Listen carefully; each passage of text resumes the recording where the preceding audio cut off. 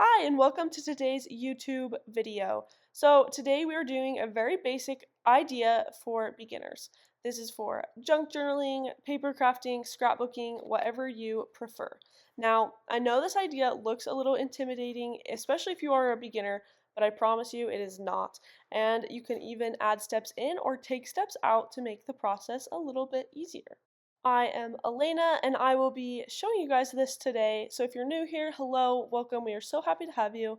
And without further ado, let's get into the rest of the video. To start this idea off, I actually have a pile of paper scraps. I even have some leftover stickers, and I am going to create that cute flip that we saw at the beginning.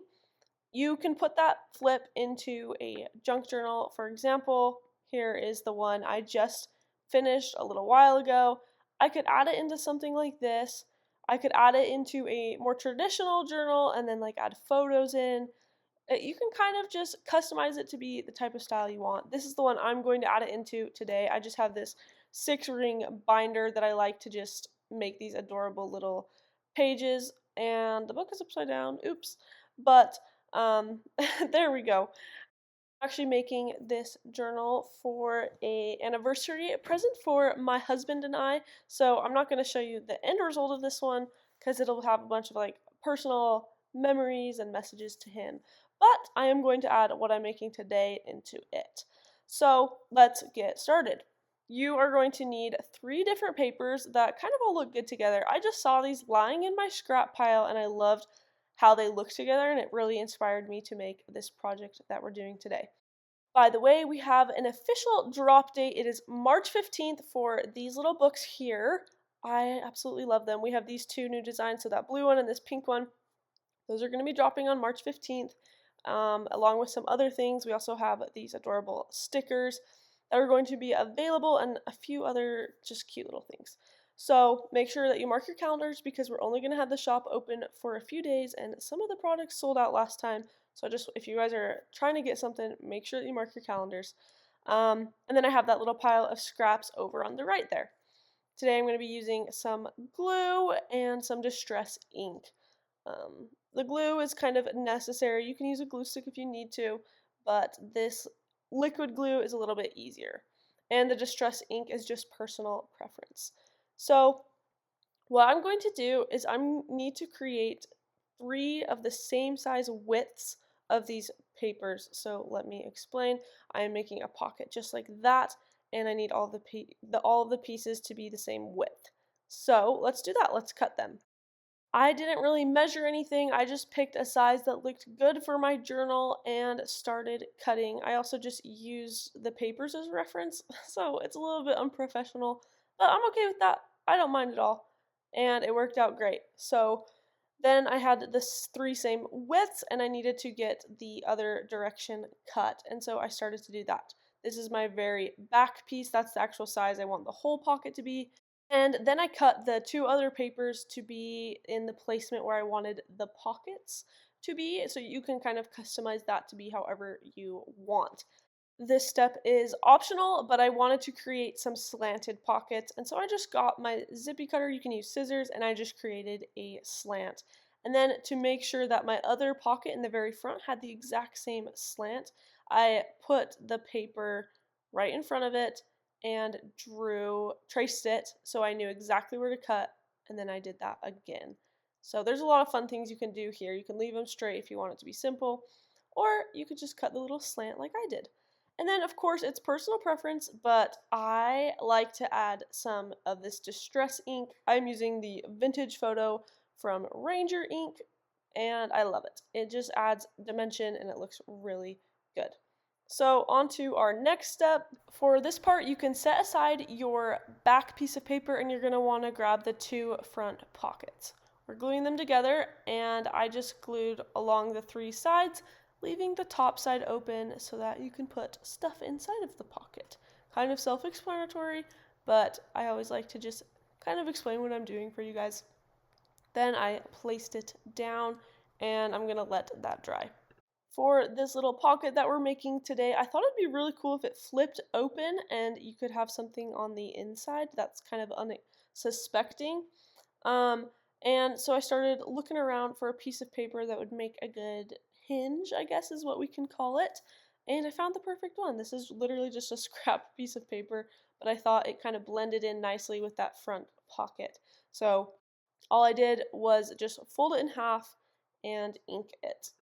Then it was time to glue, and so I grabbed some of that art glitter glue is what it's called, and put it on to that piece of paper. I don't know why I did that. I meant to just put the front piece on like that, and then you put the back of the hinge on the very back of your little pocket so that it can open and close like a little bit of a hinge. If you want to make this project a little bit easier, you don't have to create this whole hinge thing. Instead, you can just glue those two pockets to the very back of that paper. Accidentally got a little bit of glue on the inside, so that's why that was sticking. Learn from my mistakes and try not to do that. So when I opened this up, and keep in mind that I was completely making this up as I went, but I love how it turned out. I wanted to add an extra pocket on the inside, so I just cut a little piece of paper to size and added in a hole punch to just add some extra detail. That is again something you can do to just make it look a little bit fancier if you have the correct tools for that. After inking, I simply just added some more glue onto the three sides, leaving the top open, and added that in. I love the color scheme of this project. It kind of just came together naturally because they are just scrap pieces of papers, but I think those are the best looking projects in my opinion. I just think sometimes scrap papers that like aren't really meant to go together always, I don't know, they just look really fun together, and you can just use what you have and give it a go. So then it came time to embellish the front of this, and I knew I wanted to include a sticker, and I found the perfect one. It took me a second. Normally I have some like little tweezers that I use to help me place my stickers and small pieces, but I lost them because my craft room is an absolute mess right now. You guys would not believe it. I'm like embarrassed about it. Um, but then I just kept adding some more pieces that I thought would look good. This I didn't print backing paper on, and so I just used some of that ink to give it a darker shade and look like it had been printed on, kind of. You can kind of tell, but I think it looks really nice. And I added that on to the flap thing so you kind of know that there is a flap there. Um, and then this was so random. I actually don't know why I did this, but it looked great. I don't know what I was thinking. It was seriously so random. I just got a little scrap piece of paper and added it on to the tab there. And it kind of just makes you look at it a little bit more. Then I decided to put this piece on the front of the pocket. This is a very vintage style of I don't know what I don't know what you call what I'm doing. It's just like a flip open pocket. I love vintage style, but you can totally do more of a modern take. You can do this using just plain white paper, like do it to your style. You do not have to at all copy what I'm doing. I just love vintage prints and restored prints, and it's kind of my job. So that's kind of what I gravitate towards, but of course you can do whatever you want. Um, I'm really talking a lot, so I'm just gonna take a step back. No, I'm just kidding. We got more to do. We have more to do. I don't know if you guys can tell, but I'm filming this a little bit later at night, so I'm a little bit tired. And at this point in the video, I'm showing you guys how easy it is to make your own tags. To make your own tags, you just cut them to the size you want and snip off the corners. And I don't like how that one turned out at all, the first one I did. The second one looks absolutely gorgeous, but that first one had a weird shape. And so I grabbed my, you can see here, I'm contemplating what to do with it. So I just inked it to see if it would look any better. But then I saw that I had another scrap piece of paper and I needed to redeem myself. So I trimmed it up and then I just cut the corners again. It just didn't take off nearly as much this time. I love how it turned out. This one was so much better and I'm really glad I redid it. Just much more my style and looks less weird, I guess you could say. Um, but yes, then I inked them up and there you go. That's how you can make your own tags at home. It's really that simple. I put them in the pocket to see if I'm liking the colors, and guess what? I totally am. I love the subtle pop of blue. I think it is super cute. Um, and at this point, I really was just having fun. You can just start adding all these extra things, that you would never expect. And when in doubt, just keep layering. It looks super good to layer fun prints, a neutral print with a fun print, whatever you can find, just do it. It looks so good and it makes your product feel so much higher quality. This little piece of ephemera that I am working with right now, I actually added on this layering piece here, and I kind of kept it open as a pocket because you can use less glue and keep it as an option to use as a pocket for later. So yeah, you don't even have to put anything inside. It's a good way to save glue. But there's a little life hack from me. I'm kind of a penny pincher. I don't know why, but I am. And so I added in this little tab here, and I just thought it looked cute, kind of like that. But I decided to flip it so the blue is on this side. And I'm really glad I did that. So that one is done. I just needed to ink it, and literally super cute, super easy, and really quick. Kind of what I'm all about. Um, there it is. I love it. I hope you guys love that one too. That's one of my favorite pieces in this little pocket. Um, but there was still more I wanted to add. So I was contemplating and I came up with something kind of fun. This is the little piece that we cut from this pocket, and I just saw it and I knew that it would look really good on one of my tags. So I gave it a quick ink, added some glue, and added it to the top of the tag. And tell me that is not super cute. Then I wanted to add an eyelet, again, an optional step. If you have the correct tools, an eyelet is a great tool to get. It's a little bit more expensive. I don't know what you call it. The We Are Memory Keepers eyelet thing. And I loved it. It really made a big difference. Then I saw this paper scrap and I kind of just kept going. That's how it goes when you have paper scraps. You just get ideas as you go. So I cut a long strip of paper that was the same height as my back piece of paper. And then I just glued the very two ends to create a really cute belly band. Things just kept going my way because I just kept finding these perfect pieces of paper that were kind of already really close to the right size and looked really good. And so that's what I did here. Then I tested out some little number tidbits and decided they were a little bit too bright for what I was going for. I kind of got into more of a neutral color scheme, so I found something that would go with it a little bit better. And this little tidbit is purely decorative, but you can do whatever you have lying around. You guys, look how cute this is turning out.